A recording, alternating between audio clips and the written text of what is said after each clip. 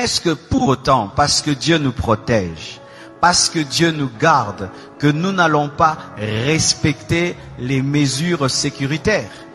Est-ce que parce que Dieu nous garde, parce que Dieu nous protège, que nous allons continuer à nous saluer et mettre les mains sur nos bouches? Est-ce que parce que Dieu nous protège, que quelqu'un va tousser à côté de moi et je vais lui dire tousse encore? Est-ce que parce que Dieu nous protège, que quelqu'un sera enrhumé à côté de moi et plein de fièvre, que je veux lui dire ça ne fait rien? Non. L'équilibre.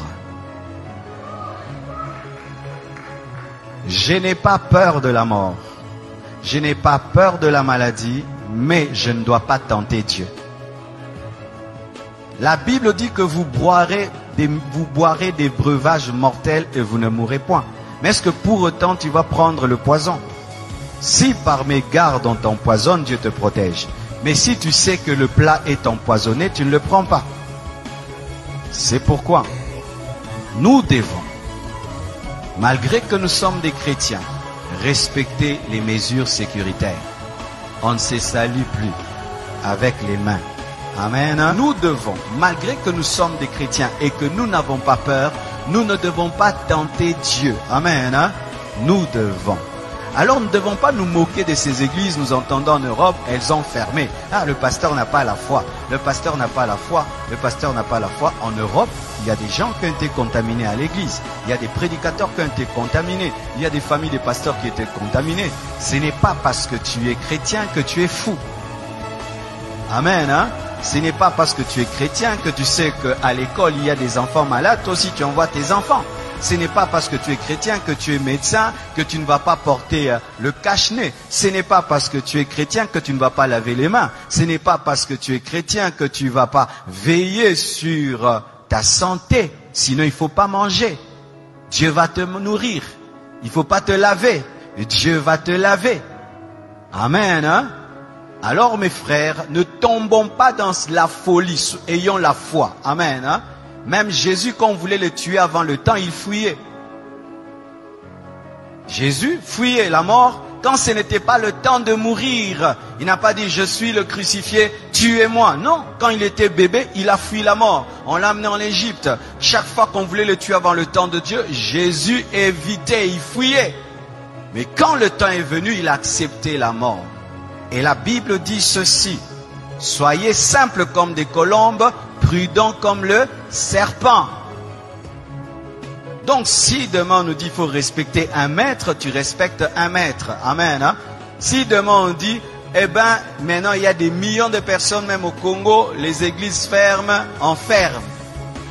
Fermer l'église, ce n'est pas fermer la foi. Fermer un bâtiment, ce n'est pas fermer l'église, parce que l'église n'est pas un bâtiment. Je vais venir là. Amen. Parce qu'il y a des gens qui, au nom de la foi, ils vont aller tenter Dieu et Dieu va leur prouver ce verset de Matthieu 4, versets 5 à 7. La Bible dit dans Matthieu 4, versets 5 à 7, le diable transporta Jésus dans la ville sainte, le plaça sur le haut du temple et lui dit, si tu es le Fils de Dieu, jette-toi en bas, mets-toi en danger. Si tu es le Fils de Dieu, jette-toi en bas, mets-toi en danger. Dieu te protège, car il est écrit, il donnera des ordres à ses anges à ton sujet, et ils te porteront sur les mains. Il lui présente une promesse de protection. Maintenant il dit, mets-toi en danger, parce que Dieu a dit qu'il va te protéger quand tu seras en danger. De peur que ton pied ne heurte contre une pierre. Jésus lui a dit quoi? Tu as raison, je vais te prouver que je suis Fils de Dieu. Je vais me jeter et les anges vont venir. Il a fait ça. Il a dit quoi? Tu ne tenteras pas le Seigneur ton Dieu. C'est dire quoi? Tu n'obligeras pas Dieu à agir. On n'oblige pas Dieu à agir même s'il a promis. Dieu, tu as dit que 1000 tombent à ma droite, 1000 à ma gauche. Tu vois 50 personnes en train de tousser là-bas, à d'éternuer. Tu viens là-bas, robo-bo-bo-bo. Aux Covid-40. Amen. Parce que même j'ai écrit sur Internet, vous savez, la conférence qui était prévue à Montréal a été annulée. Ils m'ont appelé, ils m'ont dit c'est annulé parce que la loi là-bas a interdit pour la sécurité du peuple. Et les gens disent, oh, si vous étiez des hommes de Dieu, il fallait que vous puissiez, il fallait quand même tenir cette action-là. Même si tu la tiens. Mais les gens ne vont pas venir. Et même s'ils viennent, ici ils viennent, et alors tu vas mettre en danger la vie des gens pour prouver que toi tu as la foi. Prends tes propres enfants, fais-leur ça. Moi je ne suis pas un fou, je suis un homme de foi. Il y a une différence entre folie et foi. Amen. Hein?